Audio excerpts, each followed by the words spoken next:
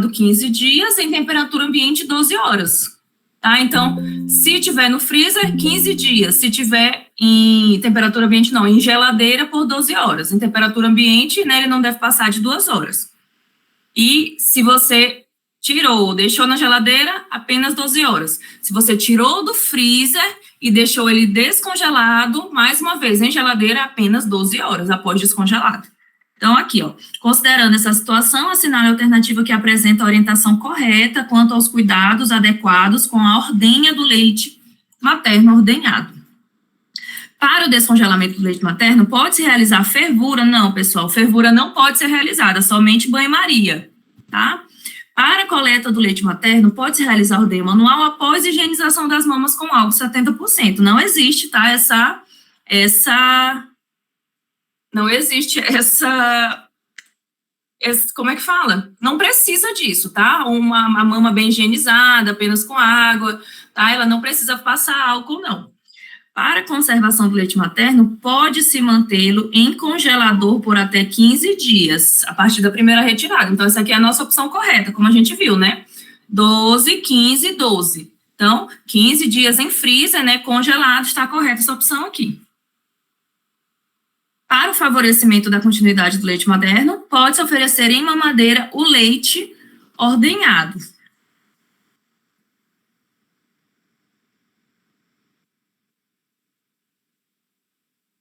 Não entendi essa aqui. Para o favorecimento da continuidade do aleitamento, pode-se oferecer... Ah, não se pode, tá, gente? Não pode ser dado em mamadeira, tá?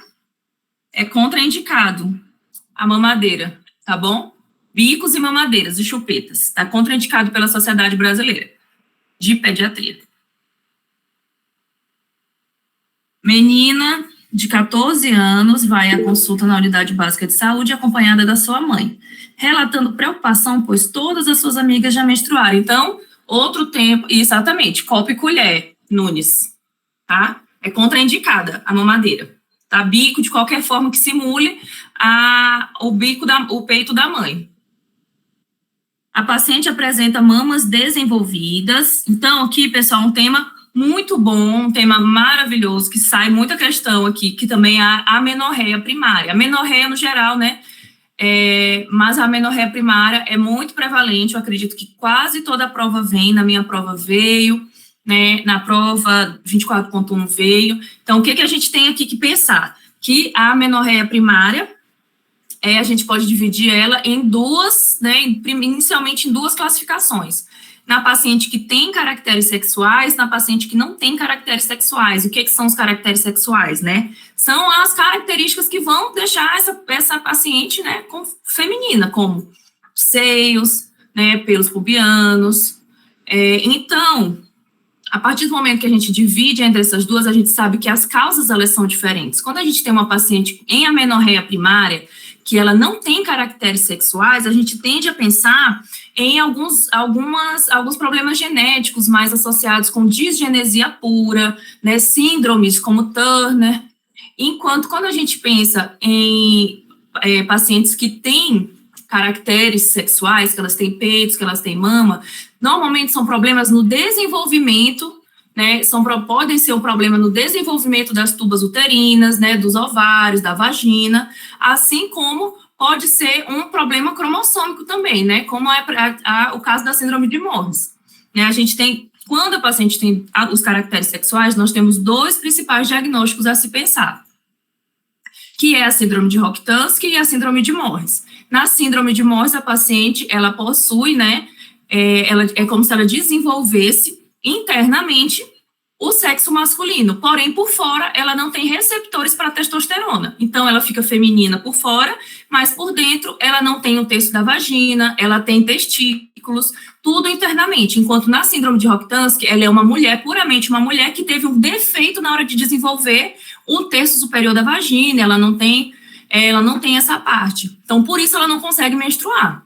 Mas ela é 100% mulher, ela é XX, enquanto Morris é XY, tá? E aí, quando a gente está falando, para se falar em amenorreia, numa amenorreia patológica, né, algo que não é fisiológico, a gente fala primeiro que tem que ter uma idade limite, né?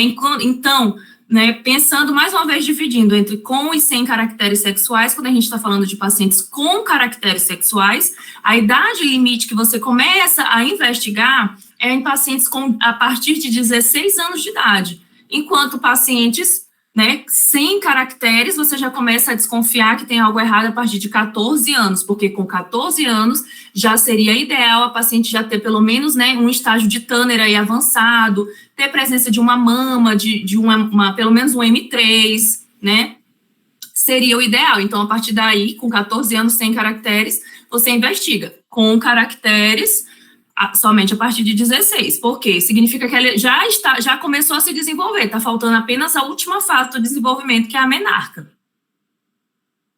E aí, né, menina de 14 anos, na unidade básica, a paciente apresenta as mamas desenvolvidas, então a gente já tem aqui, né, presença de caracteres sexuais. E alguns pelos pubianos. Então, a paciente com 14 anos, né, e já tem caracteres sexuais, o que a gente pode pensar? Que ainda não se trata de um evento patológico, né? Aqui, por enquanto, a gente não precisa realizar nenhuma investigação. Nesse caso, após orientar a menina sobre o ciclo menstrual e sobre métodos contraceptivos, a conduta adequada é solicitar exames complementares? Ainda não há motivo para isso. Orientar a mãe que aguarde a menstruação até os 16 anos? Tá correto. Indicar teste de progesterona oral, não precisa realizar nenhum teste, tá? O que acontece? Quando o teste de progesterona oral, ele é utilizado para você verificar se existe, né, uma falha ovariana, né, uma falha na produção dos hormônios. Então, quando você faz o teste de provocação de progesterona, né, e a paciente menstrua após você ofertar a progesterona, significa que o ovário dela funciona. Ela está produzindo estrogênio, só faltava um pouco de progesterona, ou seja, não é um ovário que não funciona. Então, progesterona positivo, né, é utilizado para saber se existe falha das gônadas. Então, né, nesse caso não precisa, como a gente viu, não precisa atuar, né, de nenhuma forma agora. E solicitar ultrassonografia também não, a gente não precisa solicitar nada, nesse caso a gente aguarda. Alguma dúvida? Pode escrever no chat, tá, gente?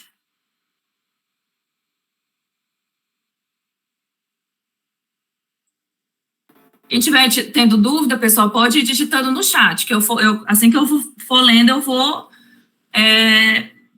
esclarecendo, se eu puder. Aqui na questão 35, a questão de população indígena, né, a gente tem aqui o médico de família e comunidade, foram temas que a gente viu que eles caíram bastante aqui, né, que foi população indígena, né, comunidade romani, então, né, foram temas que eles foram ignorados durante algumas edições e foram apostas aí de professores da medicina preventiva e despencou nessa. O médico de família e comunidade atuante numa equipe fluvial atende a população ribeirinha e uma população indígena, ambas na região amazônica, uma ribeirinha e uma indígena. Ele reconhece que essas duas populações vivem em regiões remotas. No entanto, é notável que elas apresentam diferenças culturais e de modos de vida, obviamente, né? A partir dessas informações, assinale a alternativa que apresenta a estratégia adequada a ser adotada pelo médico por sua equipe no cuidado a populações mencionadas. Então, a gente já consegue observar, né, que o médico percebeu, né, que existe, né, uma pluralidade entre essas populações, cada um tem a sua necessidade específica, cada um tem as suas dificuldades a ser enfrentada. Então, ele quer saber qual é a estratégia que esse médico vai adotar. Então, aqui a gente entra bastante, né, no ritmo da interpretação textual, né, de saber que o médico ele precisa adotar, né, já antes, né, da gente ler as opções, a gente já sabe que ele vai ter que respeitar a diferença entre essas duas populações, ele vai ter que derivar, né, cuidados específicos para cada uma. Então, vamos lá. A utilização de profissionais de saúde nativos ou locais sem a necessidade de captação específica. Então, é isso que ele vai fazer. Vamos lá. Ele vai pegar profissionais de saúde somente nativos e locais, porque não precisa capacitá-los, né? Eles já são locais, né? E aí eles já vão conseguir dar conta do recado, só porque eles já conhecem profundamente a cultura. Muito provavelmente essa alternativa está errada, né, pessoal? Né? Independente disso, né, a população ela merece uma capacitação, independente dos conhecimentos indígenas, ela tem que somar, né, competência cultural, né, tem que somar o conhecimento a uma capacitação. O atendimento à população ribeirinha centrado em soluções biomédicas e tecnológicas, utilizando conhecimentos da medicina ocidental, enquanto o atendimento à população indígena deve ser pautado por suas próprias práticas, cuidado e cultura. Então, bora lá. Com a ribeirinha, ele vai utilizar somente medicina, tecnologia, medicina ocidental, e a indígena vai cuidar somente com as práticas locais, com os chás, com as ervas, não, né? As duas merecem o tratamento, tanto, né, com respeito à cultura local, como com o devido conhecimento. Incentiva a valorização das práticas de cuidado tradicionais, ok. Promoção do uso racional de medicamentos básicos pela população indígena e estimula a participação local e a integração do saber acadêmico e do senso comum da comunidade ribeirinha. Então, é disso que a questão quer falar. É que você precisa dar um jeito de unificar, né, de utilizar as duas formas de conhecimento, tanto as práticas tradicionais das duas comunidades, como o saber técnico, né, o saber, como é que fala, acadêmico. Então, essa aqui é a nossa resposta correta, mais correta. A organização do atendimento das populações de forma padronizada a partir da identificação. Então, mais uma aqui, ó, mais uma coisa errada. Eu vou atender as duas populações padronizadas. Não, cada uma vai ter a sua individualidade. Então, daqui a gente já sabe que essa opção está errada. Essa aqui é a nossa opção correta, mais correta. Essa questão aqui, achei uma questão muito boa, né? Não sei vocês, mas eu achei ela muito interessante, né? Não é um tema que o INEP costuma abordar, mas veio aí e a gente vai começar a ficar de olho nesse tema, né? Porque a gente tendia, né, a achar que se o INEP vinha e trazia, né, essa clínica aqui de estertores crepitantes, seria sempre uma pneumonia bacteriana, né? Mas ele trouxe um enunciado bem rico, bem cheio aqui de sintomas, né? Então, bora lá. Uma mulher de 45 anos foi levada para consulta na casa de saúde indígena porque ela estava com febre, tosse e dor de garganta e cefaleia, mialgia, artralgia. Então, gente, essa clínica aqui, ela tá muito sugestiva de um quadro gripal. É um quadro gripal, né? E que iniciou há 36 horas. Então, além disso, além das características serem de uma gripe, junta com o quadro ser bastante agudo, ter apenas 36 horas, né, de evolução. Então, é muito compatível. Quando a gente pega a gripe, a gente não fica desse jeito. Dói o corpo todo, a gente fica dando aquele febrão, né, dor de cabeça, tosse, catarro. E é isso. É disso que a questão queria falar, que ela inicialmente pegou uma gripe. E outros pacientes da mesma comunidade indígena apresentaram, além disso, né, a doença viral, no geral, ela é muito, né, ela é bastante contagiosa, então estava todo mundo gripado. No dia da consulta, o paciente começou a se queixar de uma leve falta de ar, e no exame físico ela estava com padrões na normalidade, exceto esse febrão, né, a gente sabe que dá aí uns 5, 7 dias de febre, e estertores crepitantes, ou seja, teve uma complicação do quadro, né? Essa possível gripe se complicou.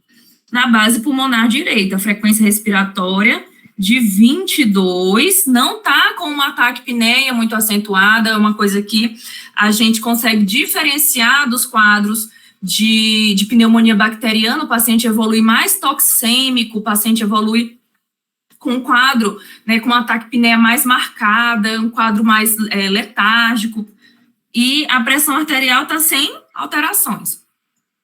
Considerando o caso apresentado, assinale a alternativa que indica, respectivamente, a hipótese diagnóstica e a conduta. Então, com esse quadro aqui de estertores crepitantes, a gente já sabe que se trata de uma pneumonia, né? A gente já sabe.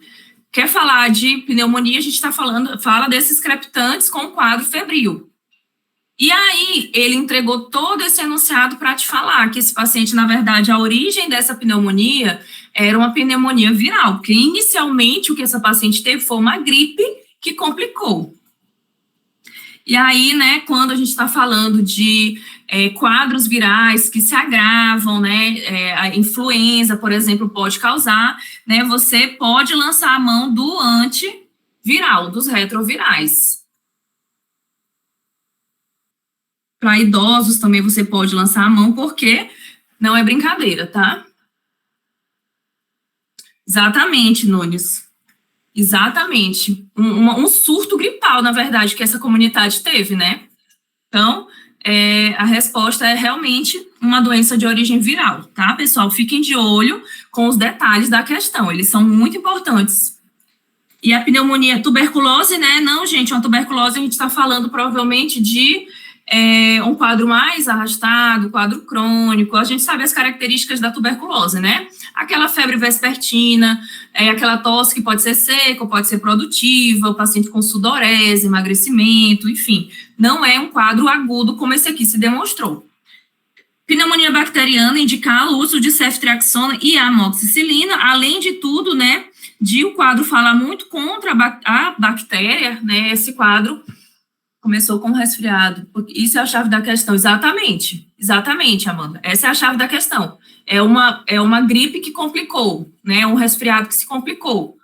Né, na verdade, é uma gripe mesmo, é um surto gripal que teve na comunidade. Essa é a chave da questão. Não, quando você identifica uma pneumonia, né, ela pode, né, ela inicia com febre, porém, note que normalmente o paciente, ele chega, o quê? A 5 dias, né, ele piorou. Além de tudo, essa cefaleia, mialgia, artralgia, elas são muito característicos de uma gripe, de uma possível, né, infecção por uma influenza, por exemplo. E, né, vindo aqui para essa questão da pneumonia bacteriana, que poderia ser o principal diagnóstico diferencial, o que ele traz aqui? O tratamento com dupla terapia. Pessoal, quando que a gente oferta esse tratamento antibiótico com dupla terapia? O paciente, ele tem que ter o quê? Ou ele tem que ter um tratamento recente com antibióticos, ele tem que ter comorbidades, tá? Então, ainda que eu pensasse na pneumonia bacteriana, né, o meu enunciado não traz essa informação desse paciente ter comorbidade para eu pensar em fazer essa terapia dupla. Mesmo que fosse uma pneumonia bacteriana, nesse caso, esse paciente, o tratamento dele seria apenas com amoxicilina, tá? E um resfriado comum, né, pode ter até iniciado com um resfriado comum, porém complicou. E se tornou uma pneumonia viral. Mais comum do que a gente imagina, tá, gente? Então, aqui na questão 37, mulher de 24 anos, previamente saudável, portadora de rim único, sofreu um acidente motociclístico há 7 dias. Então, ela está há 7 dias internada. Foi levada para um hospital onde foi submetida a uma craniectomia. No entanto, há um dia, ela evoluiu com coma, teve um coma, e ausência de tronco encefálico. Então, aqui a gente já começa a imaginar que a paciente abriu um quadro de morte encefálica. Diante disso, foi realizado o protocolo de morte encefálica, com confirmação diagnóstica, né? A morte encefálica, ela passa por alguns procedimentos para você confirmá-la, né? Então, isso já caiu outra hora já caiu no INEP, como uma discursiva. Eu, inclusive, tenho uma aula disso no YouTube, tá? Vai ser uma aula mais explicadinha, como é que funciona o passo a passo. Existe o tratamento diagnóstico, existe a quantidade de horas que a paciente tem que estar internada para ser considerado, né? Realmente bateu o martelo, houve uma morte cefálica. Após isso, existe um procedimento burocrático, né, de confirmação, de conversar com o familiar da paciente, de informar o banco, né, o centro, né, de órgãos, e, porém, dentro disso tudo, existe uma parte da lei que fala o seguinte: que quem deve autorizar a doação de órgãos é o parente, né, é o familiar mais próximo na linha de sucessão, né? Então, se você estiver falando do pai, da mãe, se não tiver a presença deles dois, né, o marido, no caso, inicialmente o marido, depois o pai e a mãe, após isso, se não tiver nenhum deles, seria um irmão, e sempre indo para o parente, né, do mais próximo na linha de sucessão. E isso aqui é taxativo, tá? Não existe exceção. Quem autoriza é o familiar, independente da vontade do paciente, tá bom? O familiar, o que ele pode fazer? Respeitar ou não o desejo do paciente. O paciente, ele pode deixar uma carta por escrito, que fale, eu desejo doação de órgãos, porém, se o familiar que está com a decisão na mão disser, não vou respeitar essa decisão, ele tem total direito. Quem decide ou não é o familiar, tá, pessoal? Então, embora a paciente seja doadora de órgãos e tecidos, ela se declarou doadora de órgãos aqui, né? A gente falou sobre isso na aula. O seu esposo se posiciona contra a doação. Então, né, qual é a alternativa correta quanto à doação de órgãos nessa situação? A condição renal da paciente, embora seja saudável, contraindica a doação de órgãos? Não contraindica a doação de órgãos, tá? Não contraindica, não, a doação de órgãos. A doação de órgãos da paciente requer o consentimento e autorização de seu esposo, essa aqui está correta. O poder público poderá intervir a favor do cumprimento do desejo? Não, a lei, ela é clara, tá? A lei, ela é clara, tá? Depende, sim ou sim, da aprovação do familiar. Os resultados dos exames laboratoriais citados impossibilitam, não, aqui não tem nenhuma contraindicação à doação desses pacientes, né? Até porque ela está com anti-HBsAg positivo, ou seja, ela tem vacina para hepatite. Em nenhum momento fala que ela está contaminada. E o HBsAg, que é o marcador da hepatite aguda, está negativo. Então, nada que contraindica, não. Então, aqui a nossa correta é a letra B, tá? É assim que funciona a legislação. Então, a gente tem aqui agora, né, um menino de 6 meses, saudável, é levado para consulta de rotina. Ele está em aleitamento materno exclusivo. Ah, pessoal, essa questão aqui eu acho que ela vai ser anulada. Eu olho para ele e eu sinto o cheiro de anulação nessa questão. O menino de 6 meses, saudável, é levado à consulta de rotina. Ele está em aleitamento materno exclusivo e a mãe busca orientações sobre introdução alimentar, pois se trata do seu primeiro filho, né? Correta.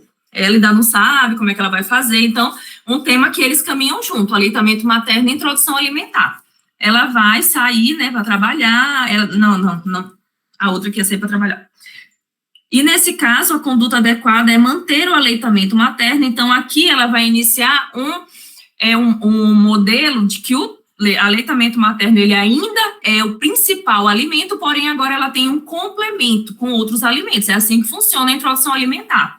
E a introdução alimentar, ela funciona assim, após 6 meses, né, o leite vai ser o principal alimento e você complementa nas primeiras semanas com uma refeição. E essa refeição deve ser alimentos in natura ou minimamente processados. Após isso, né, a criança, você já pode iniciar com 2 refeições, porém, inicialmente é uma refeição complementar. E o gabarito que o INEP nos trouxe foi a letra D. Porém, pessoal, ela não está 100% correta, tá? Segundo o manual, essa informação ela não está 100% correta. A mais correta seria a letra B. E a letra D, ela estaria correta, porém, semanas após, tá? Você inicia isso. Pode ser a partir de 1 semana após a introdução alimentar inicial, com uma refeição. Então, eu acredito que essa questão ela vai ser ou anulada ou eles vão trocar o gabarito. Eu torço para que seja anulada. Entenderam?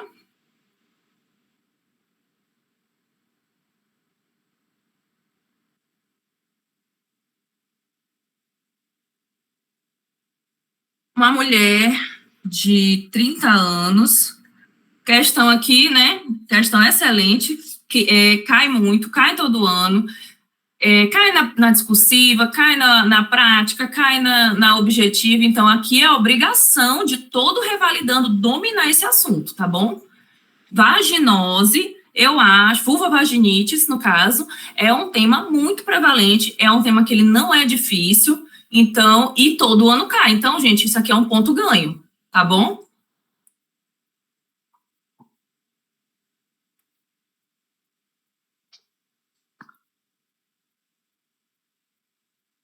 Mulher de 30 anos é encaminhada pelo médico da unidade básica de saúde para avaliação com ginecologista. Ela está com corrimento de odor fétido após o término da menstruação, nos últimos 3 ciclos menstruais, e apresenta laudo de citologia cervical. O que a citologia está falando? Que tem um epitélio escamoso glandular, flora com lactobacilos, dentro dos limites da normalidade. Ou seja, a citologia aqui não serviu para nenhuma informação, que ela está absolutamente normal, não deu para diferenciar de nada. Ao exame especular, observa-se um corrimento abundante, homogêneo, com vagina, colo do útero de aspecto normal. Opa, aqui a gente começa a ter informação importante. Aspecto normal, sem hiperemia, tá? Isso aqui é uma informação importante que a gente leva em conta, porque significa que eu não tenho uma inflamação, uma infecção propriamente dita. E a gente vai lembrar, né, que dentro das vulvovaginites, existem algumas que são infecções e existem as que são apenas desbalanço, né, desbalanço da flora normal. O teste com hidróxido de potássio, realizado na secreção vaginal com percepção de odor fétido, e o pH está superior a 5, né, esse pH ele está alcalino, ele está ao contrário de ácido. No exame a fresco da secreção vaginal, observa-se clucéus. Então, tá belíssimo esse quadro aqui, né? Ele tá recheadinho, ele tá perfeitinho. Então, vamos só revisar. Né? A gente tem aqui a presença de uma vaginose bacteriana, tá? Quem é a principal bactéria da vaginose bacteriana? A gente está falando da Gardnerella. Pessoal, não esqueçam esse conceito. A vaginose, ela não é uma infecção, muito menos uma infecção sexualmente transmissível, como eu já vi, né, alguns se confundirem com isso. A vaginose bacteriana, ela é um desbalanço da flora normal. A Gardnerella, eu até anotei, a Gardnerella vaginalis, a bacteroides brucúmbulos e peptococcus, né, são bactérias que elas já estão, né, já habitam a flora bacteriana da vagina, e por algum motivo, né, pode ocorrer um desbalance dessa cultura, e o que acontece? Quem diminui? Quem diminui é os lactobacilos. Vai haver uma diminuição dos lactobacilos, que os lactobacilos, eles são responsáveis por deixar o pH da vagina mais equilibrado, mais ácido, porque o lactobacillus, ele tem esse nome porque ele produz lactato, e o lactato, né, como já deve ser de conhecimento de vocês, ele é um grande fator de acidificação do meio. Então, se tem queda se a gente tem queda de lactobacilos, a gente tem queda de lactato. Se tem queda de lactato, tem aumento da alcalinização. Então, o pH dessa vagina, ele fica alcalino, né? Fica com um pH acima de 4,5, que seria o pH normal da vagina.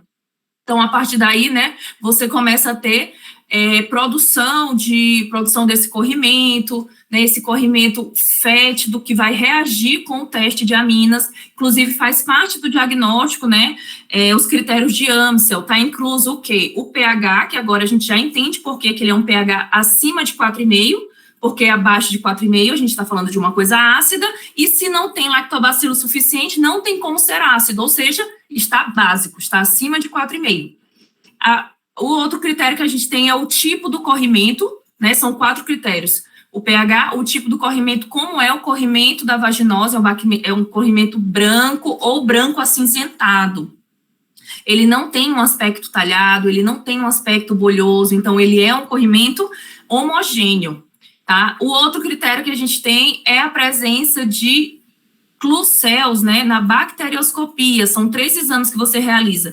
É o exame, né, bacterioscópico, né, o exame do pH da vagina e o teste de aminas, né, além da especuloscopia, obviamente, né, do exame especular.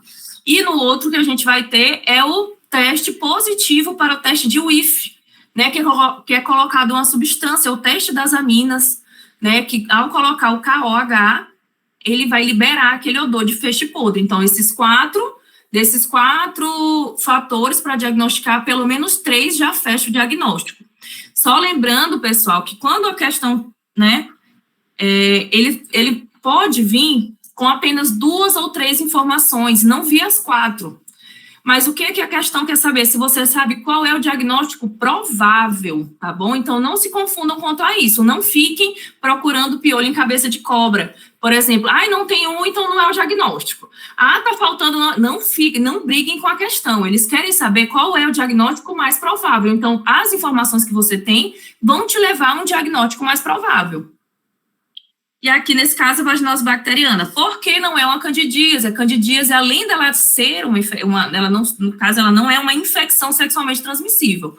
Porém, ela causa uma inflamação no colo do útero, a nível, né, da vagina, ela causa muito prurido e ela tem um aspecto de leite talhado. É a presença, né, do aumento da Candida albicans. E não teria como ser ela. A gente não tem uma paciente, né, com colo hiperemiado, com vagina hiperemiada, não teria como ser. Na tricomoníase, isso aqui é a única das nossas vulvaginites que é de fato uma IST, a gente tem muita inflamação. É uma infecção mesmo, ela é causada pelo tricomonas vaginalis, tem uma infecção mesmo, tem prurido, tem ardor, tem disúria, tem dor à relação sexual, então é um quadro bem recheado. Ele pode ter, né, pessoal, o que a gente fala? A tricomoníase, ela pode ter teste de UIF positivo. Ela pode ter esse teste positivo. Por quê? Porque é muito fácil ocorrer um desbalance da flora bacteriana. Imagina que se você tem a presença de uma infecção sexualmente transmissível, a presença de outro agente ali, como é o caso dos flagelados, dos tricomonas, pode ocorrer ao mesmo tempo um desbalance e a paciente ficar junto tendo tanto tricomoníase como vaginose. Então, pode ser que na tricomoníase dê teste de UIF positivo. Porém, ele traz aquele colo tigroide, né, o colo framboesa, traz um corrimento bolhoso, falou em corrimento bolhoso, é tricomoníase, né, falou em colo tigroide, é tricomoníase, e não se usa creme vaginal. Outro ponto aqui, né, não entra creme vaginal, a tricomoníase apenas tratamento por via oral. E a vaginose citolítica, eu digo que ela é o contrário ela seria praticamente o contrário da candidíase, não, da vaginose bacteriana. Ela é o aumento dos lactobacilos. Então, quando você tem aumento de lactobacilos, o que acontece? O lactobacillus, ele produz o quê? Né? Lactato, que aumenta a acidez, né? Então, aqui a gente já tem outro tipo de infecção. Os sintomas dela são muito parecidos com a da candidíase, porém, quando você tiver uma bacterioscopia, você vai observar o aumento dos lactobacilos. Então, o pH também, ele vai estar como? Ele vai estar baixo, ele vai estar abaixo de 4,5. Conseguiram entender, pessoal, a questão do pH nas doenças? Ficou claro?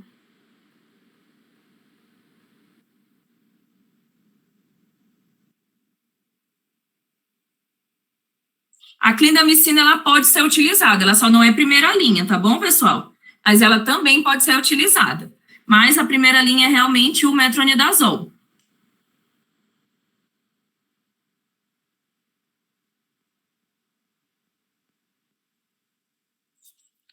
Tá?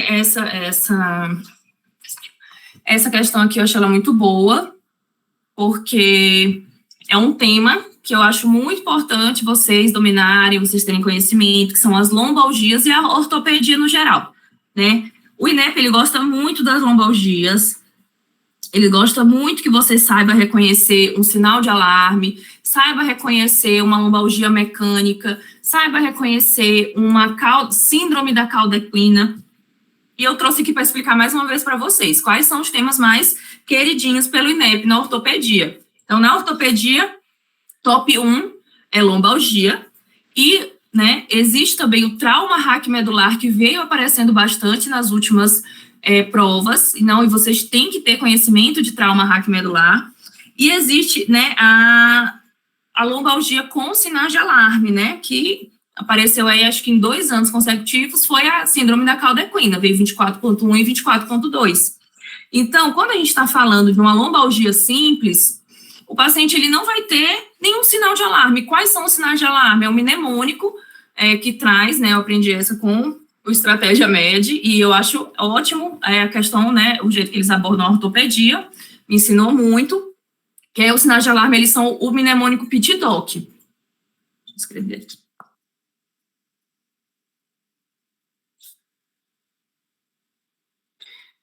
PIT-DOC, né? O professor até fala que quando tem o PIT-DOC, porque não é PIT. Então, aqui P a gente já está falando de quê? De, né, um caso, né, que tem uma prevalência. É prevalência? Acho que é prevalência. Que é maior a 6 meses. Não, perdão, maior a 6 semanas. Quando a gente está falando de lombalgia, a gente pode tratar ela como crônica, aguda ou subaguda. Para falar em uma lombalgia crônica, é persistência, não é prevalência, perdão. Lembrei aqui a palavra. Persistência. Ou seja, crônica para a clínica médica, né, dentro da clínica da ortopedia, uma lombalgia crônica, ela é superior a 6 semanas. Tá? O outro I que a gente está falando é o I de idade. O que é que isso quer dizer? Que você presta atenção, né? Você dá uma atenção a mais para essa dor, se o paciente que nunca teve dor de coluna, e a partir dos 60 anos ele começa a sentir dor. Tá estranho, pessoal, não é assim que funciona. O paciente que ele já tem uma lombalgia, e aí, de repente, ele fez os 60 anos e ele continua sentindo essa dor, você não vai achar tão estranho, mas de repente o paciente que nunca teve problema de dor, a partir dos 60 anos ele começa a sentir dor de coluna, a gente começa a pensar em coisa ruim, né? Coisa ruim que a gente pensa já em metástase. Um T seria de trauma. Então, é um sinal de alarme para você investigar melhor. O que significa sinal de alarme? O que significa investigar melhor? Significa que vai demandar realizar alguma imagem, porque uma lombalgia comum tradicional não precisa de imagem, é só anti-inflamatório, analgésico, repouso relativo, gelo e vai para casa. Nenhum repouso de mais de 2 dias a pessoa que tem lombalgia ela tem direito, tá, gente? Foi isso que eu falei antes da prova e acabou que muitos alunos lembraram, né, na hora da prova. O pobre do trabalhador que tem dor de coluna, ele não tem direito nem a repouso, tá? Então, o trauma, né? O outro T que a gente tem é tumor. Mais uma vez, né? Dor de coluna. O paciente que já tem um histórico de tumor, a gente fica bem apreensivo, com medo de ser coisa ruim, né? De ser uma metástase. O outro I, infecções. Principalmente pensando em infecções do sistema nervoso central, né? Com dor de coluna. O D seria déficit motor. Lembrando, pessoal, que déficit motor, para ser considerado déficit motor, não é qualquer coisa que você considera um déficit, né? Eu tô sentindo um pouco dormente. Eu tô com um pouco de formigamento. Não é considerado déficit motor. Déficit motor é você realmente não conseguir mover aquele membro, né? Não conseguir caminhar, não ter força, né? Ter perda de força suficiente para não conseguir nem andar. E isso é um déficit motor, propriamente dito. O O que a gente tem aqui é de osteoporose.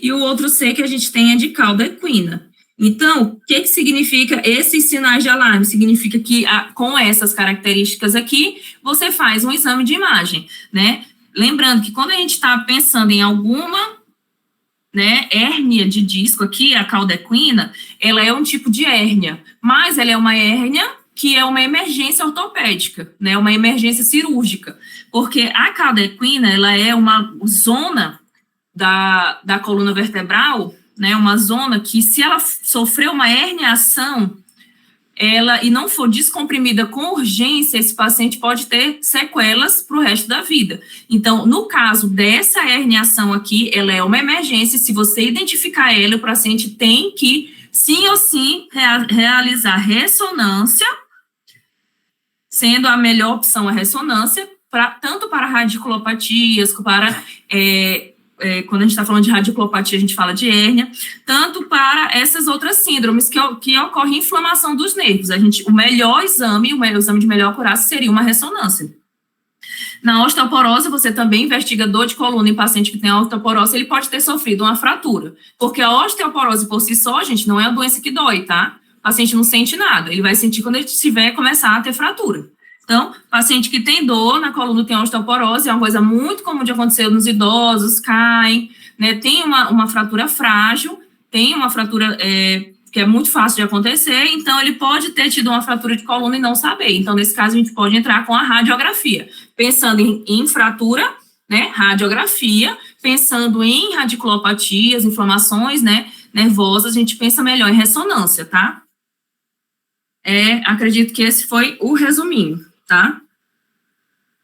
Lembrando que quando a gente está falando em radiculopatia, esse termo ele fala a respeito de hérnia, tá? E quando é que eu tenho no exame, o exame da pessoa jovem, quando é que eu desconfio ou não de hérnia?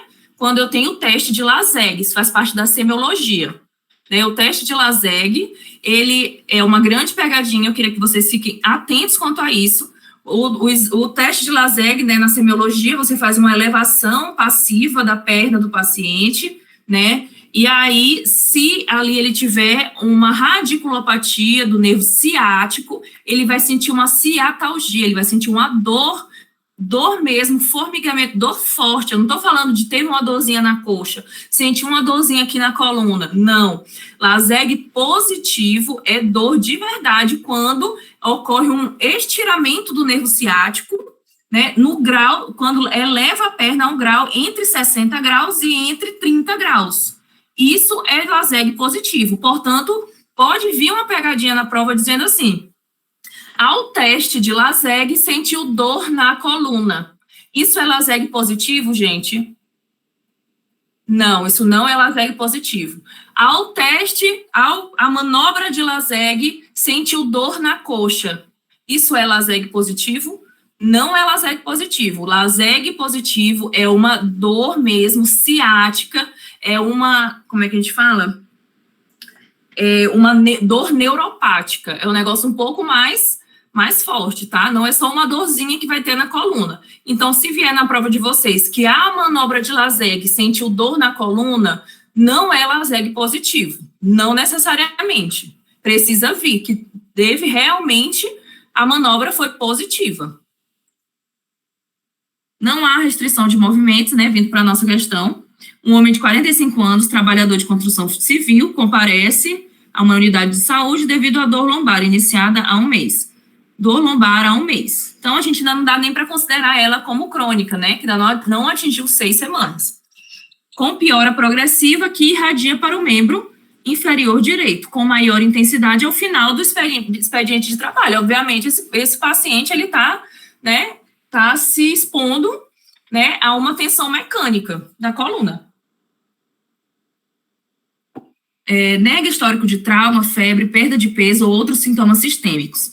Ao exame físico, a dor, a palpação da musculatura paravertebral bilateral na região lombar, sem alterações neurológicas, não há restrição de movimentos e a flexão está preservada. O exame de força e sensibilidade está normal, então aqui a gente já conseguiu excluir alguns, né, sinais de alarme. Os reflexos patelar e aquileu estão preservados e Laseg é negativo bilateralmente. Então, aqui ele não foi sacana, né? Ele deu a informação completinha. E qual vai ser a conduta adequada para esse paciente? Então, antes que a gente leia, a gente já sabe, né? Paciente com a lombalgia mecânica, uma lombalgia, né, benigna, né, que a gente fala. Então, qual é o tratamento da lombalgia? O tratamento da lombalgia é o mesmo para todo mundo, né? AINES, anti-inflamatório, né? O paciente ele vai ter que emagrecer, tá, pessoal? O emagrecimento ele tá dentro da conduta terapêutica da lombalgia. Outra coisa, o paciente tem que realizar exercício físico. Aqui entra o grande motivo porque o pobre do trabalhador que tem lombalgia ele não ganha atestado. Tá? Por quê? Porque o repouso, o paciente ficar deitado, além de não ser tratamento, ele pode piorar. Porque a lombalgia, ela melhora de forma mesmo a longo prazo, com exercícios físicos, com fortalecimento do core, fortalecimento da lombar, fortalecimento do abdômen, porque pode significar que o paciente, tanto obeso, que está exercendo um peso muito grande, como aquele paciente sedentário, que ele não tem força abdominal, ele não consegue ter controle dos movimentos e acaba sobrecarregando a lombar. Então, é por isso que o pobre do trabalhador, ele não tem direito ao descanso dele, ele tem que continuar trabalhando e ainda somar com o exercício físico, né? Então, nesse caso aqui, olhando as nossas alternativas, né, qual seria a correta? Quais são as condutas adequadas a serem adotadas nesse caso? Solicitar uma ressonância? Não. Eu já vou riscar todas as que têm solicitação, porque a gente já sabe que essa lombalgia mecânica não precisa de nenhum tipo de exame de imagem. Então, bora pensar. Ressonância eu já tirei, radiografia eu já tirei, não solicitar exames, as duas estão aqui. Vamos ver qual está mais correta. Não solicitar exames devido à duração da dor e reflexos preservados, prescrever corticóide sistêmico. Corticóide entrou no nosso tratamento? Não entrou no nosso tratamento. Não solicitar exames devido à ausência de sinais de alerta, correto? Orientar a prática de exercício físico, prescrever anti-inflamatório não esteroide associado a relaxante muscular. Perfeito, tá, pessoal? Nossa opção mais correta, totalmente correta. Alguma dúvida?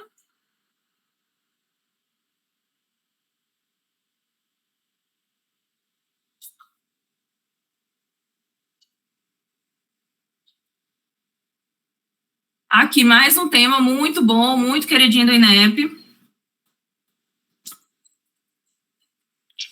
Anotei aqui quais são os que eu não queria esquecer de trazer para vocês. Úlceras genitais. Um homem de 22 anos comparece à unidade básica de saúde com queixa de úlcera na região genital associada à íngua na virilha. Ele afirma que há cerca de 10 dias ele observou uma lesão papular única indolor e localizada na glande. Opa, a gente tem um diagnóstico aqui, eu quero saber quem vai falar no chat. Eu tenho uma úlcera associada à íngua, única e indolor. Qual é o diagnóstico? Úlcera genital, única e indolor. Isso, nome e sobrenome. Nome e sobrenome. Isso, cancro duro ou sífilis primária, tá? Em pouco tempo, essa lesão evoluiu para uma ulceração local. Ao exame físico, o paciente está com a glande úlcera única de fundo limpo. Cada hora fica mais claro, né, que é uma sífilis. E bordas elevadas, endurecidas e linfonodos inguinais. Então, pessoal, vamos fazer uma pequena revisão aqui de úlceras genitais. Sempre é bom. Então, né, com os 3 principais diagnósticos de úlcera, nós temos que são das úlceras agudas. Quais são elas? Podem ir conversando no chat.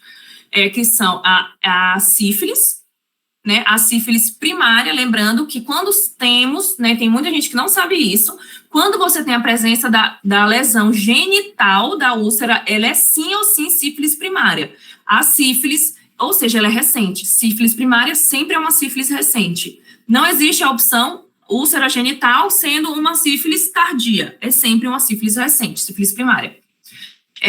Ou o outro diagnóstico que a gente tem de úlceras genitais agudas, né, é o cancro duro, ou cancro mole. Qual é a principal diferença do cancro mole para a sífilis, que é o nosso cancro duro? O cancro mole, ele é uma úlcera dolorosa, bem dolorosa, bordes irregulares, fundo sujo, ou seja, ela tem, né, aquela presença de fibrina, tem o sangramento, deixa aquela úlcera friável, enquanto a sífilis, ela acontece de uma forma tão indolor que pode passar até imperceptível, dependendo da região do pênis que ela esteja, tá? Eu já vi, inclusive, uma vez, né, chegou no hospital, a gente foi sondar um paciente e observou embaixo da glande dele que ele tinha um cancro duro. Então, pode ser que passe realmente despercebida para o paciente. O outro diagnóstico que a gente tem, sim, íngua na virilha. Só isso que falou, não falou? Móveis linfonodos inguinais palpáveis bilateralmente. não supurativos, aqui o principal é que ele não faz um linfonodo supurativo. Móveis e indolores, não fica doloroso. Ao ser questionado, ele confirma ter tido relação sexual desprotegida. Há outro diagnóstico que a gente tem, que é muito semelhante, que também é agudo, mas é bem diferente, é a herpes genital, né? A herpes genital, qual é o principal diferencial dela? Né? É que ela é antecedida por presença de vesículas, e além de tudo, ela dá múltiplas úlceras rasas, muito dolorosas, o paciente sente dor desde a principalmente quando você está falando de uma primo-infecção, a primeira infecção é aquela que o paciente mais sofre, né? Ele chega a dar febre, ele dá sudorese, ele sofre mesmo, fica mole. E aí, nas próximas infecções, né, nas recorrências que a gente fala, ele tem apenas a presença da lesão, ele já não tem tantas repercussões sistêmicas.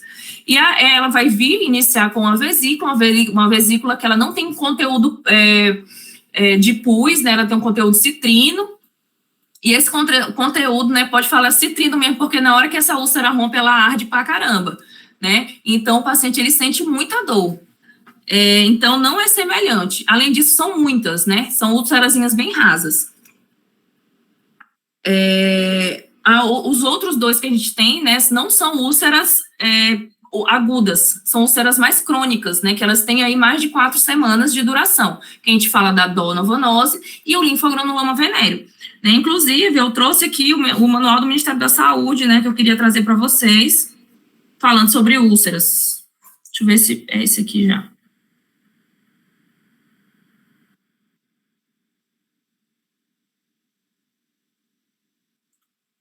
Então, eu trouxe aqui o manejo, né, da úlcera genital, né, com fluxograma. Aqui, o manual do Ministério da Saúde sobre isso. Lembrando, pessoal, que quando a gente fala de sífilis, nós temos dois manuais a utilizar. Existe o manual próprio da sífilis, que é quando você faz aquela triagem no paciente que não está com a clínica ativa. Aí a gente pode estar falando de uma triagem normal, por exemplo, uma gestante que ela está sem úlcera visível, uma pessoa que vai fazer um exame, por exemplo, do exército, um exame normal, né, de rotina. Existe a detecção da sífilis nesses casos, e existe no caso da lesão vigente, né, você tem uma úlcera genital ali visível. Então, a gente utiliza esse fluxograma aqui, e eu já vou mostrar para vocês a diferença entre o outro.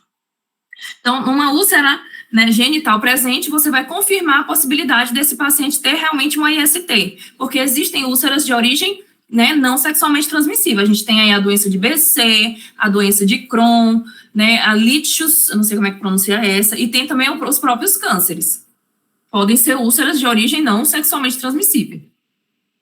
E aí, né, você vai investigar se existe a possibilidade do paciente realmente ter uma IST, no caso, como o nosso paciente aqui, ele confirmou, ele tinha tido relação sexual desprotegida, e aí você vai observar, existe laboratório disponível?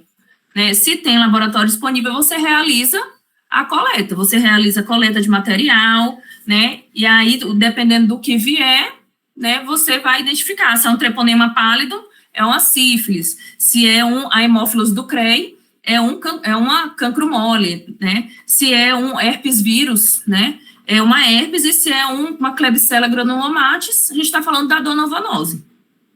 Se não tem laboratório disponível, você vai perguntar para o paciente se ele teve ou não vesículas. Se ele teve vesículas, fechou o diagnóstico, é herpes. Então, você vai tratar herpes. Como é que trata herpes? Aciclovir 400 miligramas de 8 em 8, né? Dependendo, se for prima infecção, esse tratamento vai durar aí 7 a 10 dias. Se for infecção recorrente, ele dura apenas 5 dias. Se não tem histórico de vesículas, né, e não tem laboratório, lembrando, gente, que é na ausência de laboratório para confirmação, você vai tratar tanto sífilis como cancro mole. Isso aqui é o manual do Ministério da Saúde, então isso pode vir prova para vocês futuramente. Na ausência de laboratório, você tem uma lesão que ela não foi antecedida por vesícula, como é que você vai realizar o tratamento dela? Né, você vai tratar os dois, porque existem infecções concomitantes. É possível que as duas estejam acontecendo ao mesmo tempo, na mesma lesão. E aí você trata as duas. Como é o tratamento da sífilis? A gente faz com penicilina, benzatina, lembrando que sempre lesão em lesão genital, úlcera genital é sífilis recente, ela sempre é uma sífilis primária, então sempre vai ser apenas uma dose, tá? Vai ser apenas, no caso, 2 doses de 1.200 em cada nádega em uma só aplicação, né? 2.400. E o cancro mole é a azitromicina de 1 grama, tá? E também em dose única.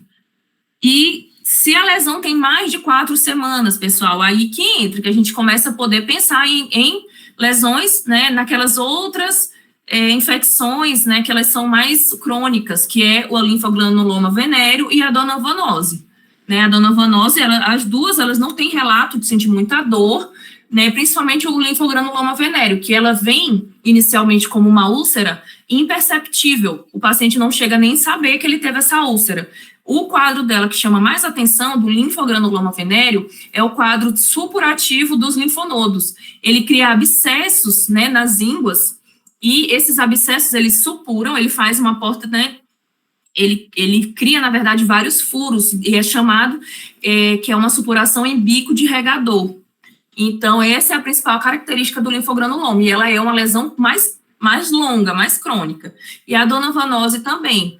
A donovanose, ela passa aí, né, meses, a paciente com essa lesão, tanto que quando você detecta uma lesão dessa de mais de 4 semanas, você tem que também biopsar, né, lesão crônica, além de tudo, além do tratamento infeccioso, você faz a biópsia dela. E uma coisa que é curiosa na donovanose é que você não trata a parceria sexual, porque ela tem uma baixa, transmite, né, uma baixa transmissibilidade. Então, você não precisa tratar a parceria sexual, até porque você ainda não se sabe direito quanto tempo ela passa, né, em fase latente, e não dá para saber, por exemplo, não tem como você convocar a parceria sexual dos últimos 10 anos, vamos supor, assim, é impossível. Então, nesse caso, não tem tratamento de parceria sexual. E aí, né, você trata dessa forma e se persistir, tem que referenciar. Tem que referenciar, né, para um centro para averiguar melhor a questão dessa úlcera não ter melhorado. Né, tem outras... A outra questão da sífilis, como a gente está falando, né, existem outras questões em que, por exemplo, o paciente ele vai fazer um exame, ele vai fazer outro exame, e aí ele faz um exame, uma triagem para HIV, ele faz junto hepatite B, faz junto hepatite C, HTLV 1 e 2, e quando ele faz o VDRL, é possível que venha positivo. Então, nesse caso, existe o manual próprio da sífilis, tá? O manual técnico para diagnóstico da sífilis. Aí já são outros 500, gente. Não é aquela conduta de úlcera propriamente dita, até porque a sífilis, ela não cursa só com úlcera, né? A sífilis, ela tem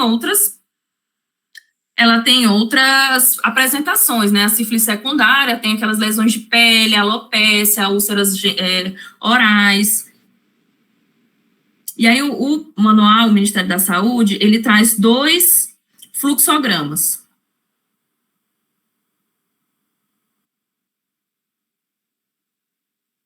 Devia ter deixado separado, né? Agora eu tô procurando.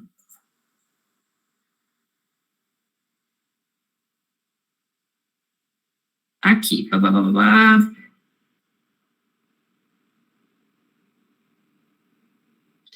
Então, aqui ele mostra, né, que o diagnóstico da sífilis, né, eles têm finalidades, né, que deve ser solicitado na indisponibilidade do teste rápido no serviço, né, a finalidade, eu acredito que ele está falando aqui do VDRL. A indicação da conduta é preferencial à abordagem do fluxograma 2, quando não se conhece o histórico de sífilis. No caso em que há registro de sífilis passada, recomenda-se a utilização do fluxograma 1. Então, se o paciente já teve uma sífilis, a gente inicia com o fluxograma 1, eu vou já mostrar para vocês. Se, no caso, você não conhece a história do paciente ter tido uma lesão, alguma infecção por sífilis, aí você inicia com o fluxograma 2. Então, vamos ver quais são esses fluxogramas. Fluxograma 1, lembrando, é o fluxograma do paciente que já tem história de sífilis, tá? Então, como vai ser a conduta com esse paciente? Você realiza um teste não treponêmico. Quem é o grande, né, representante dos testes não treponêmicos? Quem sabe aí quem é o não treponêmico? Participa aí, pessoal, no chat. VDRL. O VDRL. Então, quando o paciente já tem uma história conhecida de sífilis, fluxograma 1. Fluxograma 1 você inicia por teste não treponêmico, né? E se ele vier positivo, você confirma com um treponêmico. Se ele vier negativo, não faz mais nada. Ou seja, a amostra é não reagente. Você não precisa confirmar se o caso vier negativo. Você só confirma, só realiza a segunda testagem se ele vier positivo. Aí você confirma novamente. Se esse segundo teste, né, vier negativo, você faz novamente um teste treponêmico. Lembrando que o teste que sempre é repetido é o treponêmico. O teste não treponêmico você não repete, tá bom? Então, essa é assim que funciona. Não é no caso do paciente que está com uma lesão ativa. Aqui a gente está tratando, né, por exemplo, de investigação de um paciente, né, o segmento de um paciente. E o fluxograma 2, como é que é? Que é quando o paciente nunca teve, né, história conhecida de sífilis. E aí você está realizando ali um teste de triagem normal, né, uma de rotina, ele não tem conhecimento de sífilis. Então, não tem como a gente estar falando da abordagem de um paciente com úlceras genitais aqui. Você vai iniciar por um treponêmico, que são normalmente os testes rápidos, eles são testes treponêmicos. Se vier negativo, não faz nada, não está com infecção. Se vier positivo, você você utiliza uma nova testagem de um teste não treponêmico. Se esse teste não treponêmico vier negativo, quem que a gente repete? Quem sempre é o teste que é repetido? É o teste treponêmico. Não repete tão treponêmico, tá bom? Tá? Queria trazer isso para vocês, tá bom? Para vocês entenderem a diferença de quando você está tratando, né, um paciente com uma lesão de fato visível, da abordagem da sífilis para o paciente que, na verdade, ele não tem nenhuma doença, né? Não tem nenhuma doença aparente.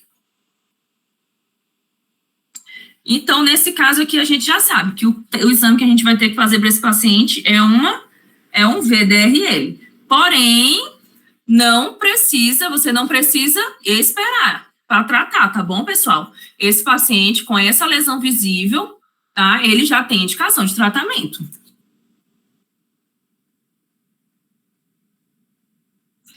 Mulher de 45 anos, vem sem comorbidades,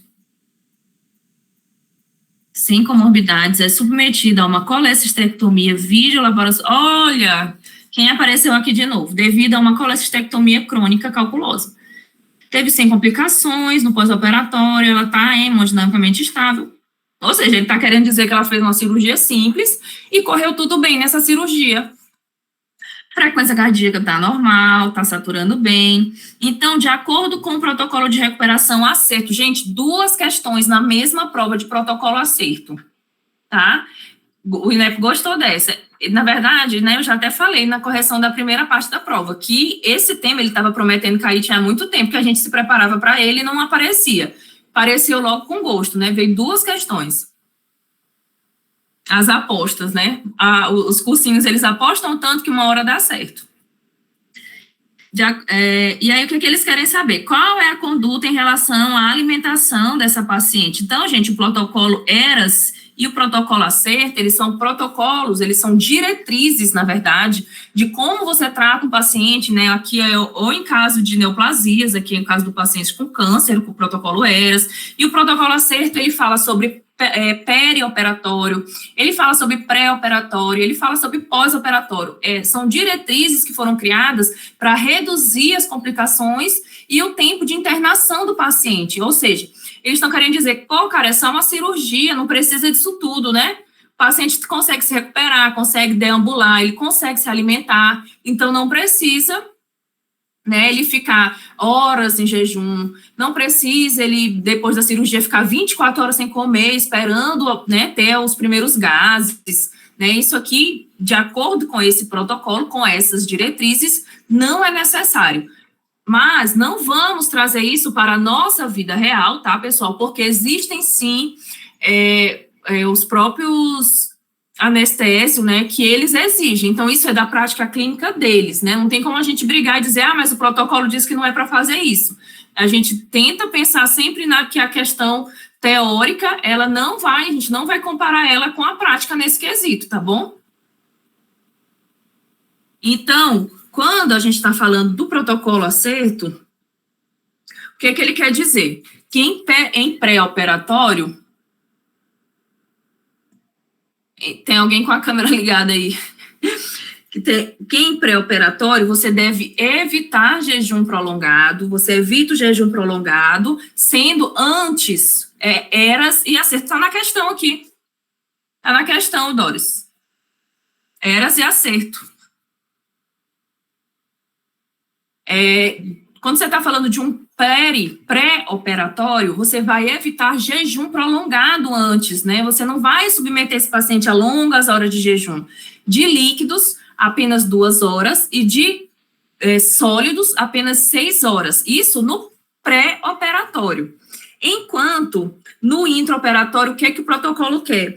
Que seja feita antibiótico profilaxia, e tenha cuidado com sobrecarga de líquidos. Basicamente é isso, cuidado com o paciente antes, durante e depois da cirurgia, para que ele não tenha tantas complicações, para que ele não fique tão debilitado, para que ele não precise ficar tanto tempo hospitalizado, né? Então, vamos aí. No pré-operatório, você evita que ele fique de um jejum muito prolongado, que ele fique muito fraco para realizar essa cirurgia. Então, 2 horas de líquido, esses líquidos, eles podem ser enriquecidos com glutamina, se eu não me engano é a glutamina, ou BCA, um negócio assim. E 6 horas de sólidos, de comidas sólidas. Obviamente que a gente está falando de comidas leves, né? Você não está falando que você vai dar um churrasco, uma feijoada para o paciente, faltando 6 horas para uma cirurgia, né? Noção. Dentro do operatório, ele defende o uso da antibiótico profilaxia somente quando indicado, né? Existem situações que não se faz nem a antibiótico profilaxia, quando você não tem um manejo de uma cirurgia contaminada, né, de não sobrecarregar o paciente com fluidos, né, tem pacientes que têm problemas cardíacos, que eles não aguentam a sobrecarga hídrica muito alta. E no pós-operatório, ele fala a respeito de você retirar o mais rápido possível o paciente daquela situação de quem está operado. Se ele tem condições, né, você vai evitar que essas situações pós-operatórias se posterguem, causando mais prejuízo para o paciente. Como? Que situações? Um jejum, por exemplo, né, desnecessário. Se ele não teve nenhuma interrupção da digestão dele, você não precisa deixar o paciente de jejum. Uma colecistectomia, por exemplo, não precisa. A partir do momento que ele começa a tolerar, ele já pode se alimentar ali, você não manuseou, né, o tubo digestivo, propriamente dito.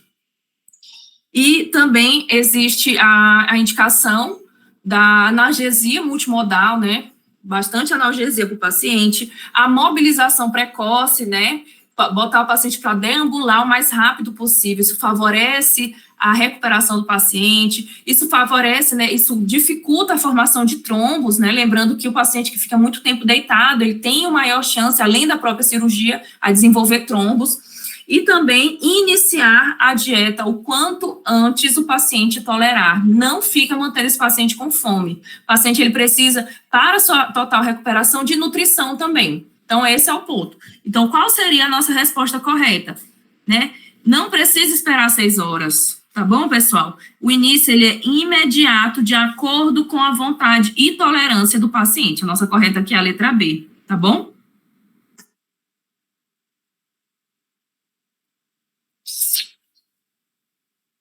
Ficou claro? Um tema aqui que ele não é tão comum na prova, né? A fibrose cística. Confesso que eu também não me preparei muito para a fibrose cística na minha formação. Eu dei uma revisada só no final, porque eu vi que não era um tema muito prevalente, eu acabei revisando um pouco, porque eu fui para a live das lives, né, e lá na live das lives eles tocaram no tema fibrose cística, e aí eu me lembrei que eu não tinha nem visto nada a respeito, porque não tinha nenhuma questão das que eu estudei. Aí eu acabei dando uma lida, mas acabou que não caiu, né, mas para vocês caiu. Espero que tenha tido na live de vocês, que vocês tenham se preparado. Adolescente de 15 anos com fibrose cística comparece ao pronto-socorro com aumento da tosse produtiva, expectoração purulenta e febre iniciada há 3 dias. Então, gente, a fibrose cística, ela é uma condição clínica, né, é uma mutação genética, um gene recessivo que o paciente, ele tem a doença do suor salgado, né, ele tem um defeito na produção nos canais de cloro. Então, ele tem mucos muito espessos, né, ele tem um suor muito espesso. Isso favorece não é só no pulmão, tá? É a nível do organismo inteiro.